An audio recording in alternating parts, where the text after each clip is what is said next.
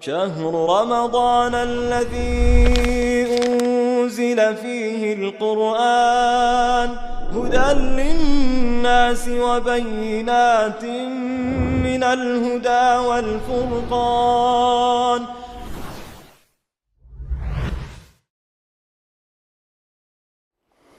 بسم الله الرحمن الرحيم. الحمد لله رب العالمين، والصلاة والسلام على نبينا محمد وعلى آله وصحبه ومن اهتدى بهداه واقتفى أثره بإحسان إلى يوم الدين. سلام الله عليكم ورحمته وبركاته. مشاهدي الأكارم، أهلا وسهلا ومرحبا بكم في برنامجكم اليومي هدى للناس.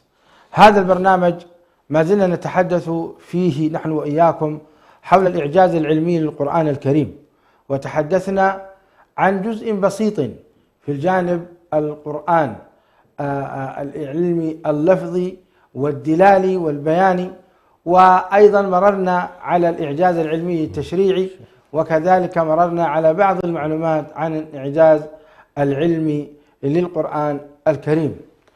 وبقي معنا نتحدث عن الإعجاز العقدي والتعبدي والأخلاقي، وكذلك التاريخي والتربوي والنفسي. وبقي معنا أيضا أن نتحدث عن الاقتصادي والإداري والإنبائي وكذلك الرقمي. هل سيسعفنا الوقت أن نمر على هذه النقاط جميعا؟ نسأل الله تعالى أن يبارك في الوقت. نفتتح جلستنا هذه بعد الترحيب بالشيخين الجليلين الشيخ حسن سلمان والشيخ محمد بن عبد الله، وأرحب بكم أيضا أنتم. نقرأ من آية ذكر الحكيم: إن هذا القرآن يهدي للتي هي أقوم. كمل بس. أعوذ بالله من الشيطان الرجيم. إن هذا القرآن يهدي للتي هي أقوم ويبشر المؤمنين الذين يعملون الصالحات أن لهم أجرا كبيرا وأن الذين لا يؤمنون بالآخرة أعتدنا لهم عذابا أليما. ويدعو الإنسان بالشر دعاءه بالخير وكان الإنسان عجولا. وجعلنا الليل والنهار آيتين فمحونا آية الليل وجعلنا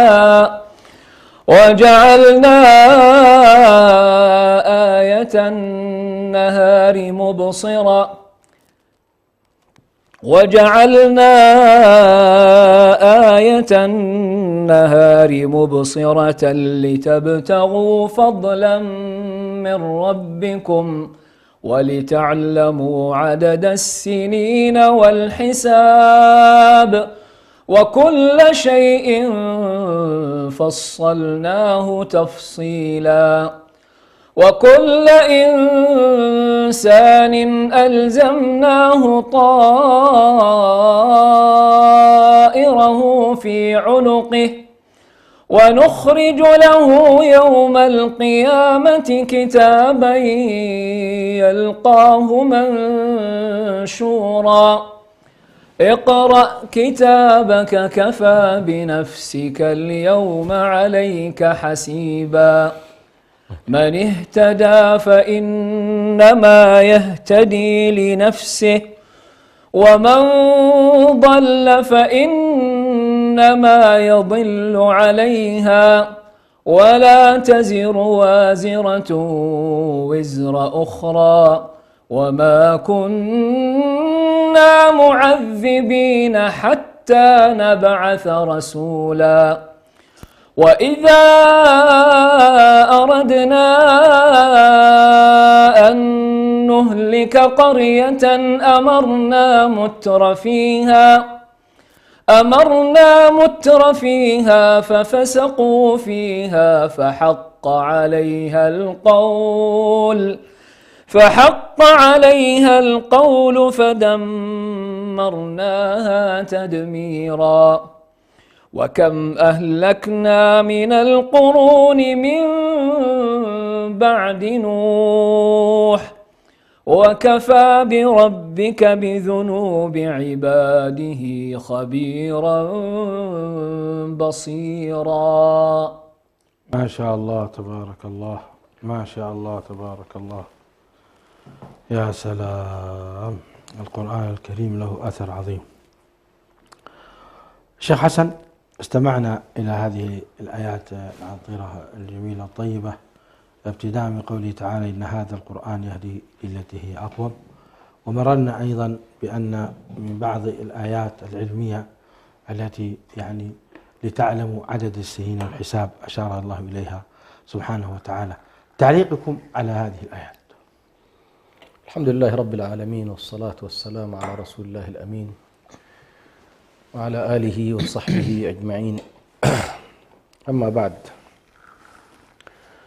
موضوع الهداية هو الدلالة على الطريق الصائب والطريق المستقيم، وكذلك الدلالة على الحقائق، يعني أن يدل الإنسان إلى حقائق الأشياء ويخرج من عالم الأوهام ويخرج من عالم الباطل، هذه دلالة الحقائق.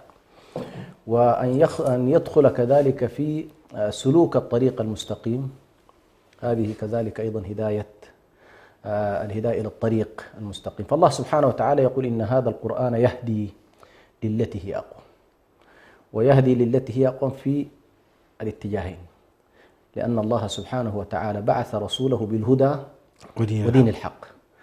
فدين الحق يشتمل على كل حقائق الوجود المادي والوجود الغيبي، عالم الغيب والشهادة. هذا دين الحق، هو الذي بعث رسول بالهدى ودين الحق. طيب، بالهدى، الهدى هنا يبدو والله أعلم الجانب العملي السلوكي. فإذا أراد الإنسان أن يقبل على القرآن سيجد سبحان الله كلا الهدايتين. وفي نفس الوقت أيضا موضوع هداية القرآن الكريم ليست خاصة بفئة دون أخرى.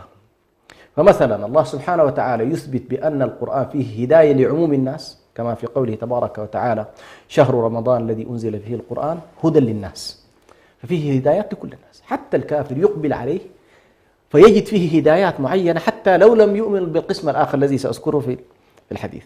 لكن مثلا الهدايات العلمية، الهدايات المعرفية، الهدايات الكونية، حقائق الوجود يستفيد منها الكافر كما يستفيد منها المسلم. النوع الثاني من الهدايات الله اختصه به بالمؤمنين، اختص بالمتقين، ألف لام ميم ذلك الكتاب لا ريب فيه هدى للمتقين. فالهدايات الخاصة بأهل الإيمان هذه يشترط فيها أن تدخل إلى اليقين المطلق بأن هذا كتاب الله، لأنه سيخبرك بقضايا لن تستطيع الوصول إليها إلا منطقة التسليم. يعني عندما يقول لك الله سبحانه وتعالى إن والله الصلاة تنهى عن الفحشاء والمنكر ولذكر الله أكبر، هذه كحقيقة علمية قد لا تستطيع أن والله تصل إليها بسهولة، لكن لما تسلم بأن والله الصلاة تنهى عن الفحشاء والمنكر، والزكاة فيها تطهير للنفس، والصوم فيه تحقيق للتقوى، هذه هدايات إيمانية وليست هدايات يعني تهتدي إليها من خلال الإيمان. فالله سبحانه وتعالى عندما قال إن هذا القرآن يهدي للتي هي أقوم تشتمل هذه الأمور على كل هذه القضايا. لكن قبل أن يصل الإنسان إلى هذه الهدايات هنالك تساؤل، هل والله حتى يتفاعل مع هذا القرآن هل ما جاء به هو الحق أم لا؟ فهنا يمكن الحلقات التي نتناولها في هذين اليومين تشتمل على هذا الموضوع على وجه التحديد، وهو البينات، بينات الكتاب.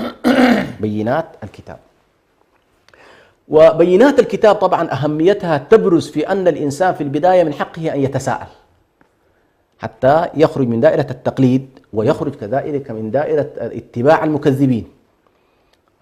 ولا تطع كل حلاف مهين هماز مشاء، فأنت مطالب بأن تطيع الأنبياء ولا تطيع المتنبئين.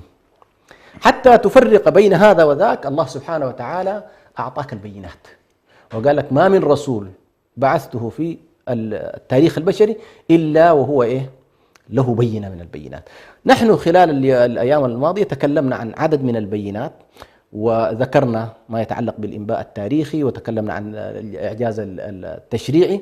وحقيقة هنالك الكثير مما يمكن أن يقال في هذا الباب، باب الهدايات المتعلقة بالبينات. والله سبحانه وتعالى في هذا النوع بالذات لم يجعلها مختصرة أو قاصرة على مرحلة تاريخية معينة وتنتهي هذه البينات، لا، لأن الله عز وجل يقول: سنريهم آياتنا في الآفاق وفي أنفسهم حتى يتبين لهم أنه الحق. فستظل هذه الآيات تتكشف يوما بعد يوم، ولكل أمة من هذه الآيات سبحان الله ما تقوم به الحجة، ما تقوم به حجة الله سبحانه وتعالى. فالآن نحن حقيقة في عصر تكثفت فيه العلوم وتكشفت فيه كثير من الحقائق، وهنالك الآن ندخل من عصر ربما عصر علمي إلى عصر رقمي، فتأتي أيضا أنواع تتكشف من داخل القرآن الكريم، وهو كتاب مكنون. الكتاب المكنون تظهر حقائقه شيئا فشيئا، لأنه مكتنز في داخله أشياء كثيرة جدا. فنحن إذا تلمسنا هدايات القرآن نهتدي. والله عز وجل يقول: إن الذين لا يؤمنون بآياتنا لا يهديهم الله.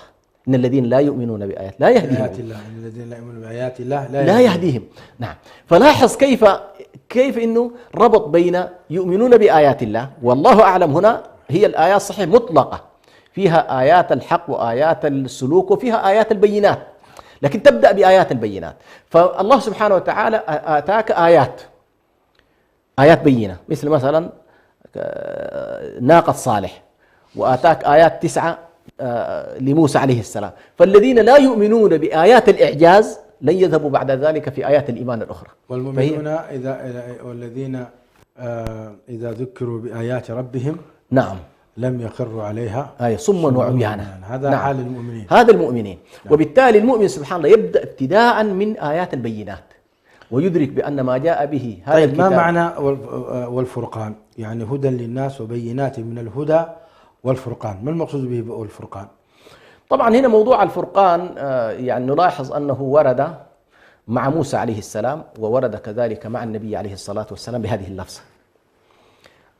مع عيسى عليه السلام ورد بألفاظ أخرى، ورد بلفظة الحكمة، وورد كذلك بلفظ الصراط، وهكذا.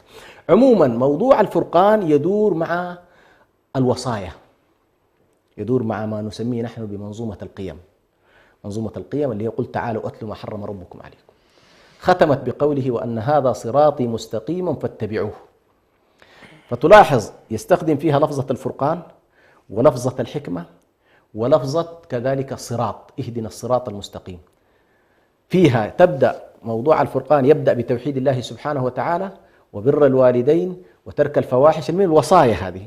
اشتملت هذه سبحان الله الوصايا يعني من نوح عليه السلام بدأت وظلت تتواصل شيئا فشيئا إلى أن اكتملت في عهد النبي صلى الله عليه وسلم. فللنبي صلى الله عليه وسلم فرقانه العام مع باقي الأنبياء، وله كذلك فرقانه الخاص في القرآن الكريم. يعني تقصد بالفرقان ما يفرق به بين النبي والنبي الآخر من التشريع؟ هل هذا هو المقصود، أو أن القرآن يفرق بين الحق والباطل وبين يعني الخبيث والطيب وبين البعيد والقريب؟ هل هذا هو المقصود؟ هو المعنى العام للفرقان هو التفريق بشكل عام، لكن هنا والله أعلم المعنى الدقيق للفرقان هو المشترك الديني في القيم بين الأنبياء. لماذا؟ لأن الله سبحانه لما قال ألف لام ميم الله لا إله إلا هو الحي القيوم، نزل عليك الكتاب بالحق وأنزل التوراة والإنجيل من قبل وأنزل الفرقان هدى للناس وأنزل الفرقان. نعم. بينما أيضا ذكرت عملية الفرقان مع موسى عليه السلام. مع موسى عليه السلام ذكر موضوع الفرقان. فهنا ستلاحظ بأن الفرقان أمر مشترك بين موسى وبين عيسى وبين محمد عليه الصلاة والسلام. ما هو هذا المشترك؟ هو موضوع الوصايا، لأنها القاسم المشترك الذي لا يمكن بأي حال أن يختلف فيه الأنبياء، هم يتكاملون فيه، يعني كل واحد منهم يأتي فيه بشيء إضافي، لكن في النهاية لا يختلفون عليه كما يقولون. فهذه منظومة الفرقان منظومة تراكمية تبدأ من نوح عليه السلام بشيء إلى أن تتواصل، وهي التي قال عنها النبي صلى الله عليه وسلم والله أعلم: إنما بعثت لأتمم مكارم الأخلاق، فتممها عليه الصلاة والسلام. فهذه على كل لو نظرت كمفردة في القرآن الكريم تعني هذا الجانب، والله أعلم. بارك الله فيك شيخ حسن. طيب شيخ محمد بن عبد الله، نود منكم أن تدلوا بدلوكم فيما تبقى، إذا كان لديكم ما تبقى فيما يتعلق بالإعجاز العلمي في التشريع، أو ننطلق إلى الإعجاز العلمي في بقية الجوانب من الأخلاق والتاريخ والتربية وغيره. بطبيعة الحال بالنسبة للإعجاز العلمي، الإعجاز التشريعي في القرآن الكريم هو باب واسع، ولربما معظم ما أفرد لها بأنها إعجاز تدخل تحت إطار التشريع. يعني الإعجاز، إعجاز القرآن في الأخلاق وفي العقيدة وفي الأحكام كلها تندرج تحت طي التشريع، لأنها كلها في النهاية تشريع، هي من الله سبحانه وتعالى. ما تبقى هنا أن يعني إذا بقي الحديث ممكن نتحدث عن جزئية صغيرة في موضوع العقيدة.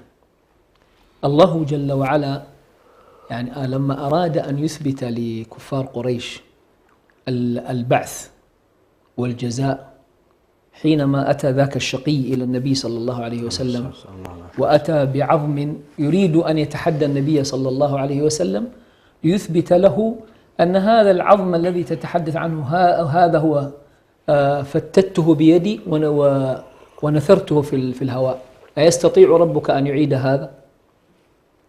فالنبي عليه الصلاة والسلام يعني إجابته من الله جل وعلا، فأنزل الله سبحانه وتعالى في خاتمة سورة ياسين وضرب لنا مثلا، أو في بداية تقول أولم يرى الإنسان أن خلقناه من نطفة فإذا هو خصيم مبين.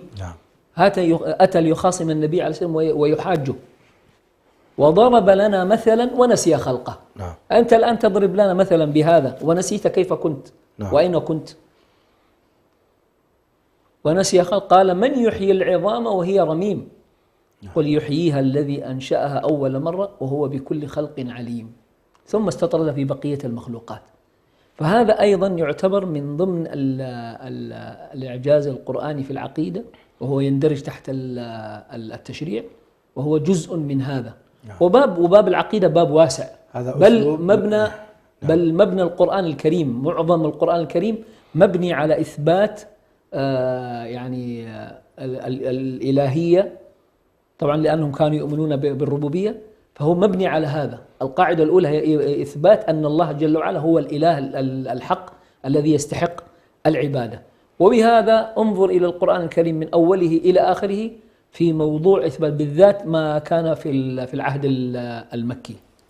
جميل. طيب في الجانب الأخلاقي ما الذي نستفيد، يعني ما الذي يجعلنا نقول أن القرآن الكريم معجز في الجانب الأخلاقي؟ نعم، الجانب الأخلاقي لأن القرآن الكريم أيضا يعني من ضمن يعني الأمور المبثوثة في القرآن الكريم الأخلاقيات.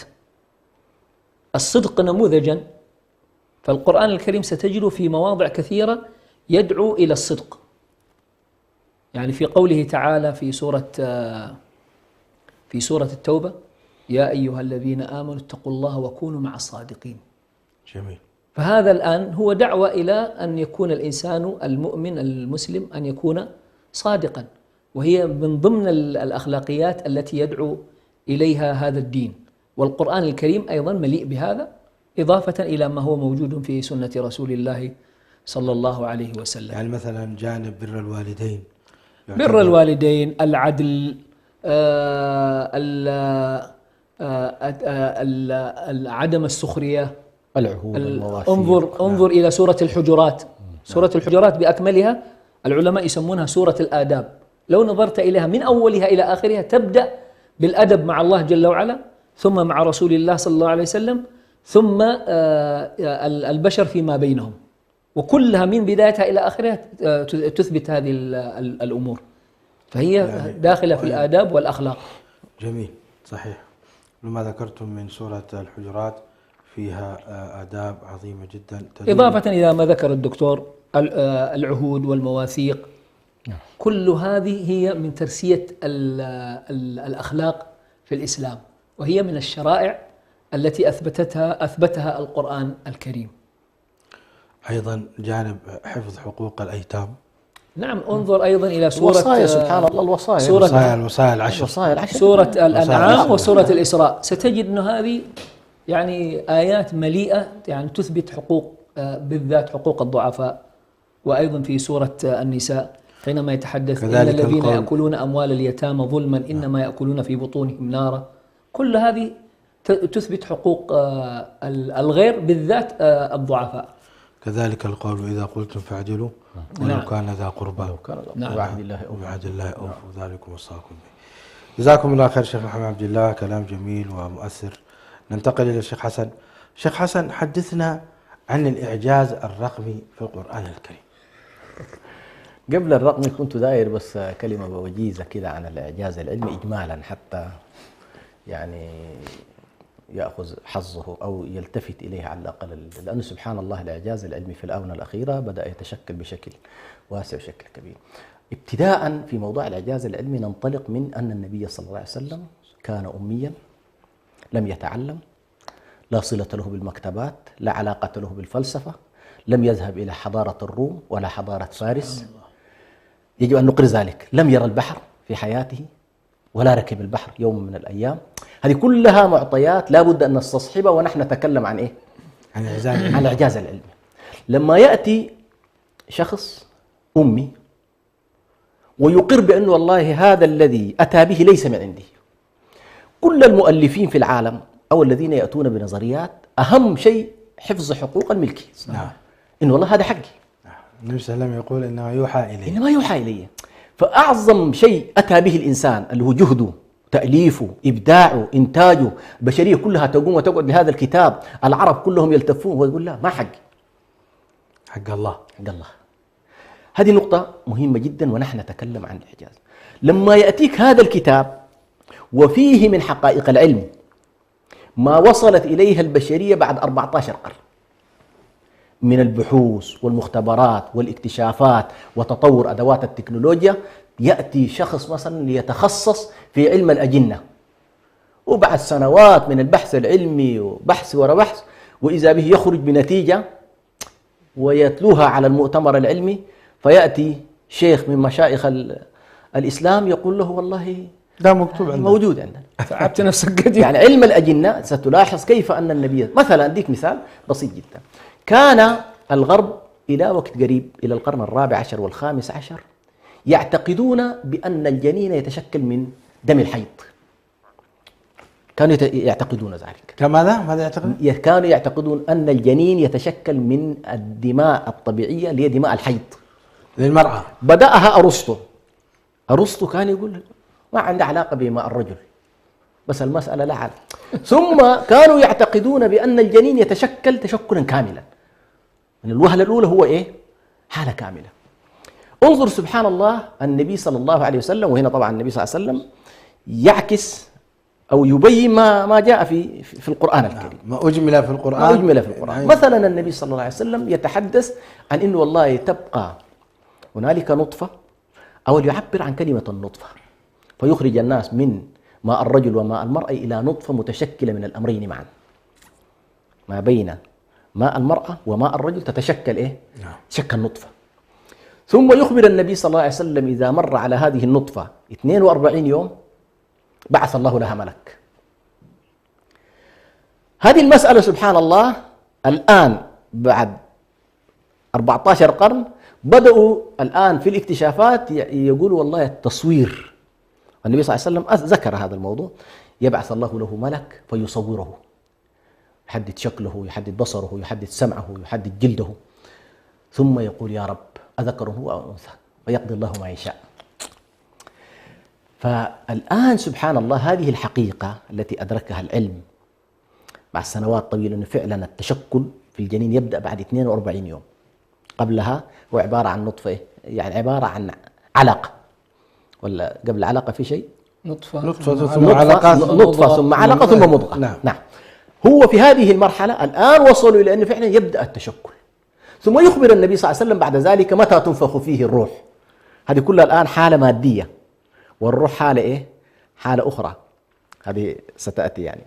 ينفخ فيه الروح وبعد ذلك يعني يكون أحدكم في بطن أمه 40 يوما نطفة ثم يكون علقة مثل ذلك ثم يكون أيوة. مضغة مثل ذلك ثم يؤمر الملك فينفخ فيه فيؤمر فينفخ فيه أيوة. ويؤمر ب4 كلمات بكتب رزقه وأجله وشقيه. هذه في النهاية، هذه بعد 120 يوم. أما سبحان الله التشكل يبدأ بعد 2 يوم. الآن لو سألنا هل كان النبي صلى الله عليه وسلم يمتلك هذه الأرضية المعرفية أو حتى مجتمعه في ذلك الوقت، حتى المجتمعات الإنسانية اللي ممكن نقول الله أخذ منها، هل كانت تمتلك هذا المعنى؟ إذا كان اليونان هم قمة التطور في الفلسفة والعلوم في ذلك الوقت، العلوم التجريبية، كان أرسطو يتصور بأنه والله الطفل يتشكل من ماء المرأة فقط. فهذه المعلومات تدل على أن هذا ليس من عند النبي صلى الله عليه وسلم. بل حتى في الشبه يا شيخ حسن يقول النبي صلى الله عليه وسلم صحيح مسلم أيوة نعم. إذا علا ماء الرجل ماء المرأة أشبه الولد أباه. نعم. وإذا علا ماء المرأة نعم ماء الرجل أشبه الولد نعم أمه. وفي السبق وفي العلو. هذه يمكن سبحان الله واحدة من القضايا التي سأل منها عبد الله بن سلام أو واحد من أحبار اليهود ثم أسلم بعد، قال إني سائلك 3 أسئلة لا يعلمها إلا نبي. منها هذا السؤال وكيف يشبه الولد كيف يشبه الولد أباه، كيف يشبه أمه. فكل هذه القضايا سبحان الله العلمية. ثم أيضا آتي إلى قضية أخرى حتى بس من باب التمثيل، هذا سنريهم آياتنا في الآفاق وفي أنفسهم. نعم. في أنفسهم. وسبحان الله لو بدأت تتأمل في النفس البشرية والاكتشافات الحاصلة الآن وما جاء في القرآن الكريم فإن ذلك يدل لك على أن الله عز وجل صدق في قوله سنريهم آياتنا. ثم النقطة الثانية موضوع البحار، هذا العلم الذي أيضا بدأ ينتشر بصورة واسعة من القرن ال16 وال17 وال18. يعني كثير من العلوم يعني كانت الناس تعتبر إنه يعني أو تبني معلوماتها عن البحار بالأساطير، لكن تلاحظ أن القرآن الكريم يتناول قضايا النبي صلى الله عليه وسلم لم تخطر أصلا له في باله وهو قبل أن يأتيه هذا الوحي. ما كنت تدري ما الكتاب ولا الإيمان، الكتاب جاءت فيه كل هذه القضايا ما كنت تدري عنها. مثلا لما يقول له الله سبحانه وتعالى مرج البحرين يلتقيان بينهما برزخ لا يبغيان فبأي آلاء ربكما تكذبان. ثم نكتشف الآن بعد سنوات طويلة جدا تبدأ قضية إنه والله الأنهار والبحار نفسها إنما تتداخل وأن يكون بينها حاجز بينهما برزخ لا يبغيان. ويفسر المفسرون في ذلك أنها حاجز، لكن لم يكن حتى أولئك يدركون ما هو طبيعة هذا. بدأت الآن في علوم البحار كذلك. ثم أيضا التفريق ما بين البحر العميق والبحر غير العميق، البحر السطحي، والتفريق في ذلك في قوله تبارك وتعالى ظلمات بعضها فوق بعض إذا أخرج يده لم يكد يراها. كل ذلك سبحان الله ما كان للنبي صلى الله عليه وسلم بعلمه الخاص في بيئته أن يتحدث عنه. باختصار هذه بعض الملامح التي حقيقة يمكن. أيضا أخيرا أختم بمعلم واحد أو معلومة واحدة مثلا لها علاقة بالنفس البشرية. الله سبحانه وتعالى ذكر الناصية وكذبها. ذكر الناصية وكذبها. ناصية كاذبة، ناصية كاذبة خاطئة. نعم. إيش يجيبها في الناصية؟ فالناس سبحان الله المفسرين في السابق اعتبروا إنه والله هذه ذكر الخاص وإرادة العام. هذا الله يتكلم عن عموم الإنسان، إنه والله ذكر جزء منه ولكنه يريده فإذا الآن العلوم الإنسانية حاليا اكتشافات تثبت بأنه المنطق المسؤولة عن وهذا فيه خطأ من يقول أن القرآن الكريم إذا فسره السلف فليس علينا أن نخرج منهم، وهذا خصوصا صح. نعم هناك أدوات يعني المعرفة لم تكن متوفرة لدى السلف. نعم. حتى يستطيعوا أن يمتلئ. الآن لما يقول لك مرج البحرين يلتقيان، السلف ربما ما يعرفون أنه في بحر مثل هذا أبدا. صحيح. لكن أنا من خلال التتبع سبحان الله لاحظت شيء عجيب من توفيق الله لهؤلاء السلف، يقولون عبارة لا تتعارض ولا تتناقض مع ما يمكن أن تصل إليه. يوفقهم الله لكن لا يدخلون في العمق، لا يدخل في التفاصيل أبدا. نعم. فالآن مثلا نسأل الله يحفظ الشيخ الزنداني يقول ما كنت أعرف، قال في مؤتمرات رجل يتكلم عن المنطقة التي يتم فيها اتخاذ القرار إنه لا أو نعم، أفعل أو لا تفعل. هذه قال منطقة الناصية.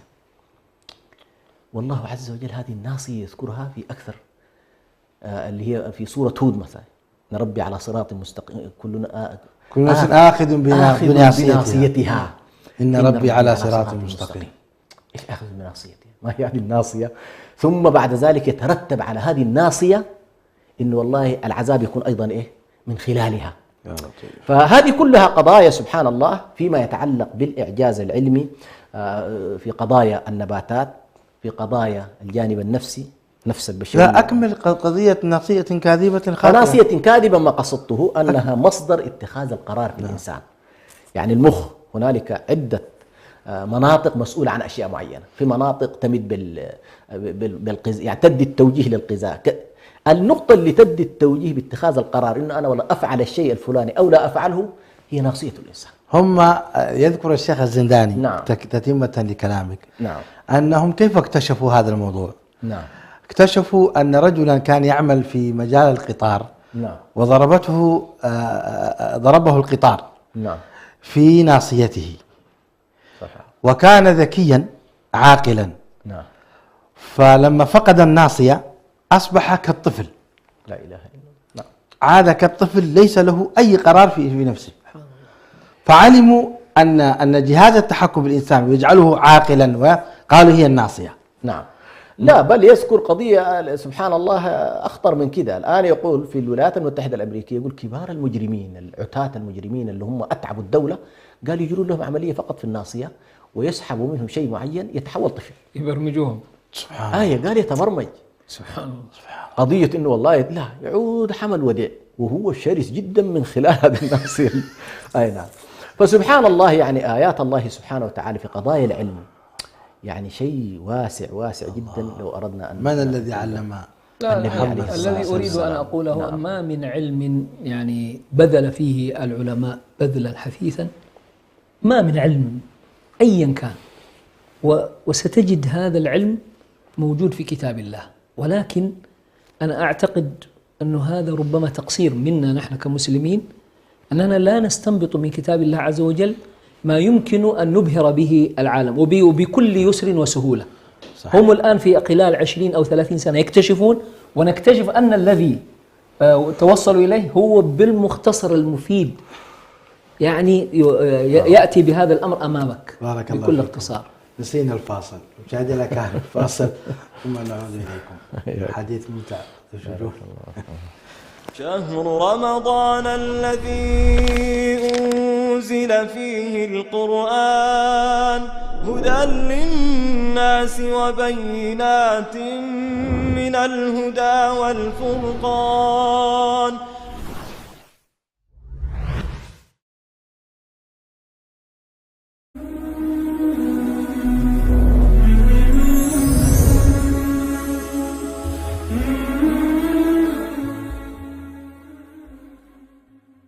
وآتوا اليتامى أموالهم ولا تتبدلوا الخبيث بالطيب. ثم قال الله جل وعلا ولا تأكلوا أموالهم إلى أموالكم ولقد نعلم أنك يضيق صدرك بما يقولون.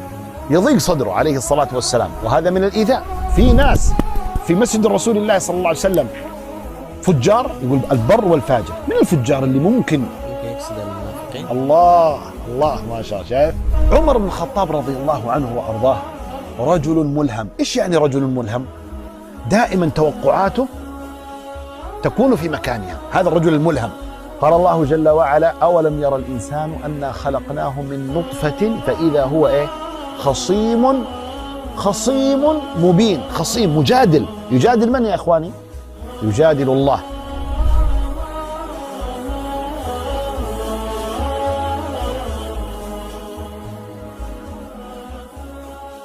برنامج من هنا نبدأ، برنامج تربوي إرشادي أسري، نعرف ما هو التصالح مع الذات، ما معنى التصالح مع النفس، كيف نحقق الشعور بالأمن النفسي في حياتنا. التصالح كذلك يعني نظرتي لنفسي، علاقتي مع أخطائي، كيف نتعامل مع ضغوطنا، كيف نتعامل مع حياتنا في الحاضر.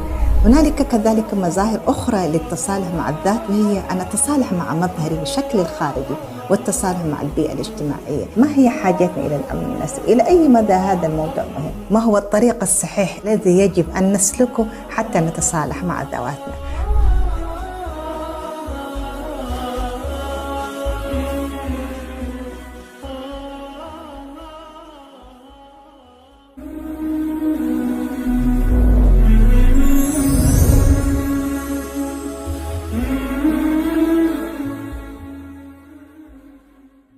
شهر رمضان الذي أنزل فيه القرآن هدى للناس وبينات من الهدى والفرقان.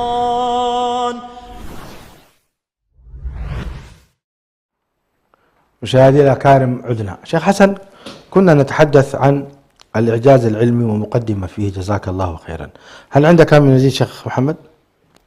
أنا كما ذكرت يعني معظم هذه العلوم التي الآن يتشدق بها هؤلاء للأسف هي موجودة عندنا في القرآن. وأنا أقول للأسف أننا كمسلمين كان المفترض تكون المبادرة منا نحن في إثبات هذه الأمور. وأنا أذكر أظنها عالمة مصرية أو سعودية، أنا ما نسي، يعني أعجبني جدا أنها أخذت من سورة الكهف يعني أمور تتعلق بالبناء في الخرسانات، وهي في قصة ذي القرنين، وأخذت عليه براءة اختراع. فيفترض أن المسلمين يكونوا على هذه الدرجة من الاستنباط. ولا زال أنا أؤكد أنه لا زال هناك أشياء ممكن اكتشافها في القرآن، والأجيال القادمة أعتقد سيكون لها نصيب كبير من هذا. جميل. طيب نعود إليك شيخ حسن فيما يتعلق بالإعجاز النفسي للقرآن الكريم قبل أن ندخل في الإعجاز الرقمي.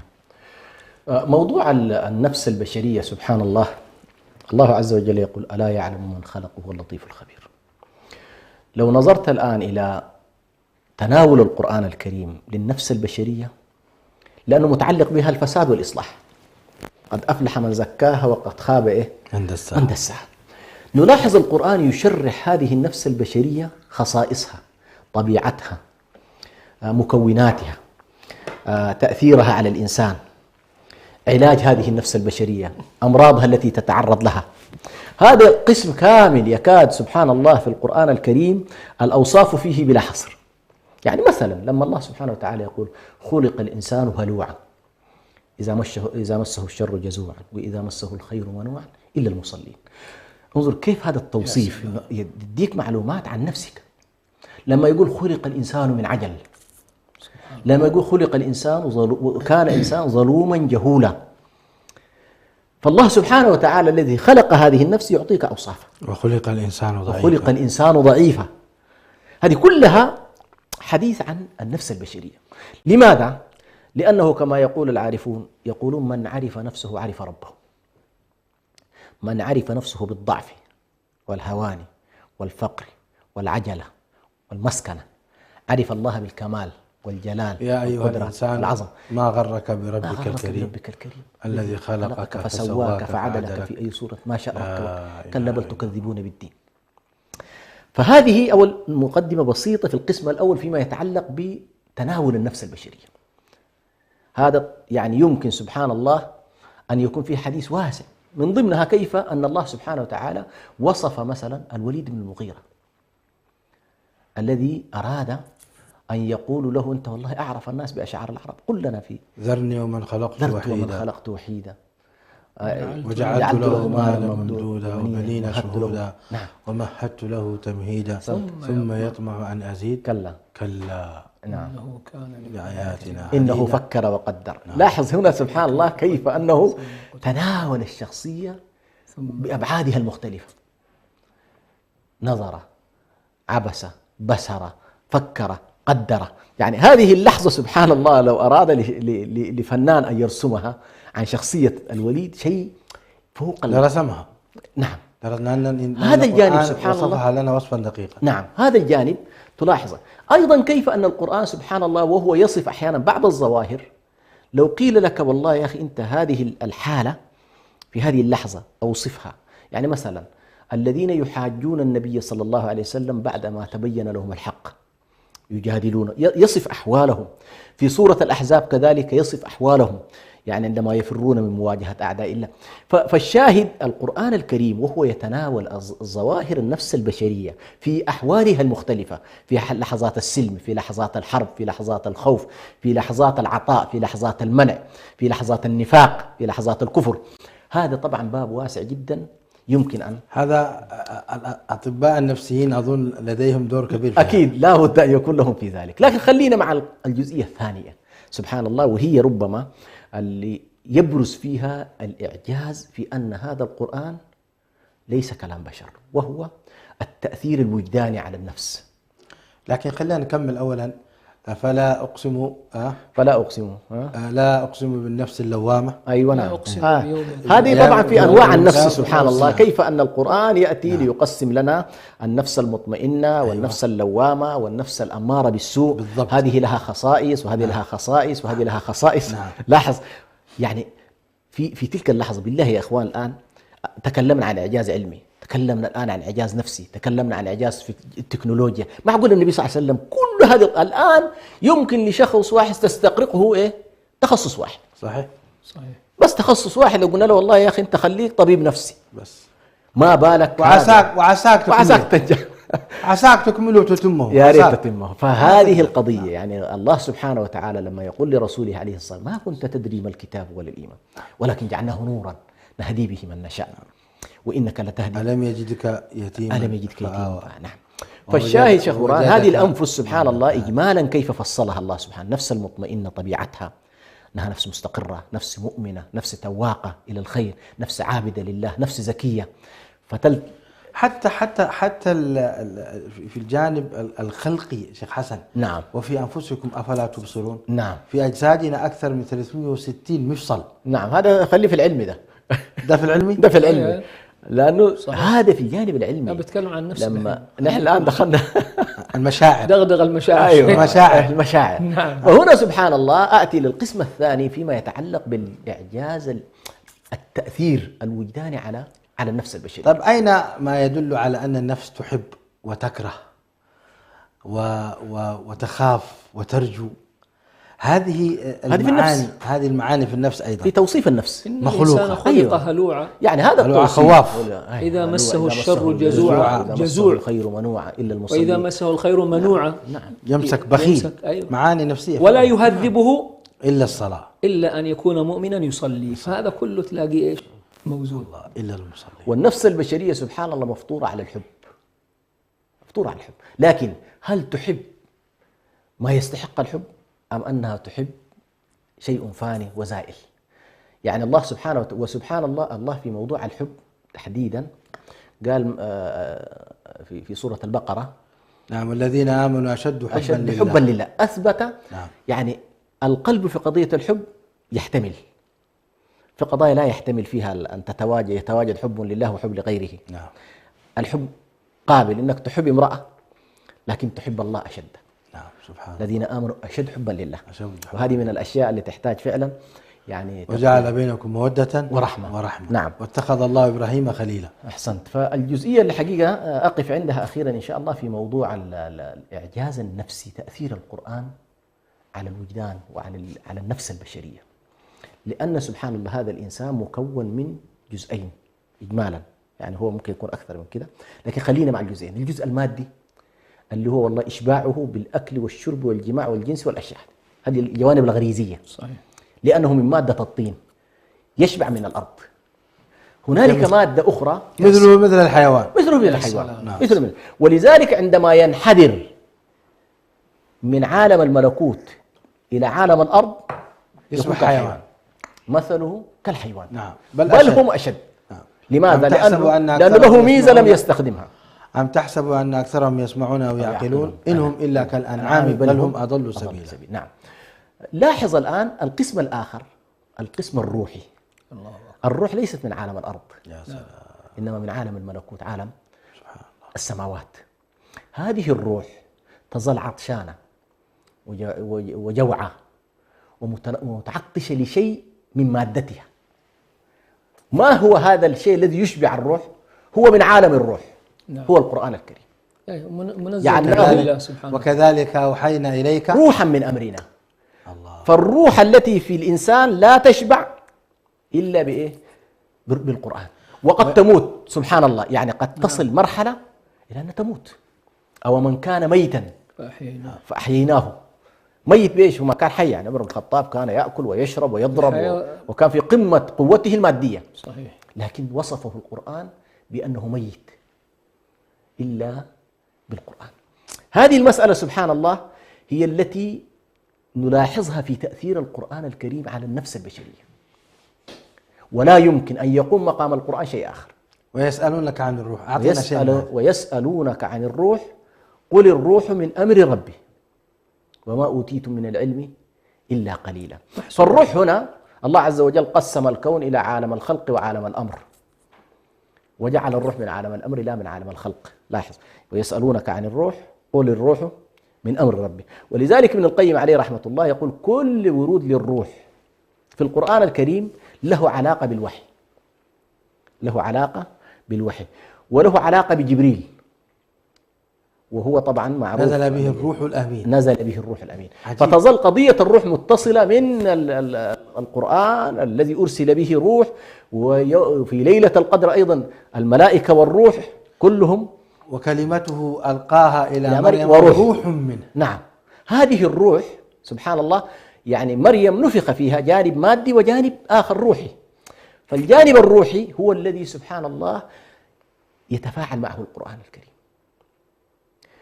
لاحظ سبحان الله، الله سبحانه وتعالى يقول يعني أفمن شرح الله صدره للإسلام فهو على نور من ربه فويل للقاسية قلوبهم من ذكر الله، فويل للقاسية قلوبهم من ذكر الله أولئك في ضلال مبين.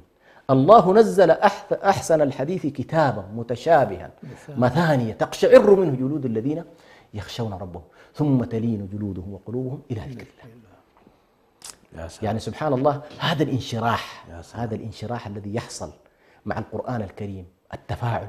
لاحظ تفاعل جسدي، مجرد أن يقرأ الإنسان القرآن تقشعر الحالة البدنية نفسها، لأن هنالك شيء اقترب من إيه؟ اقترب من جسدك، اقترب من الجسد. وهنا والله أعلم هذه القشعرية التي تقع لأن هنالك جسم غريب على الجلد، ليس من طبيعته، لكنه جاء إيه؟ من خارج النفس البشرية، وهو وحي من الله سبحانه وتعالى. فتقشعر الجلود ثم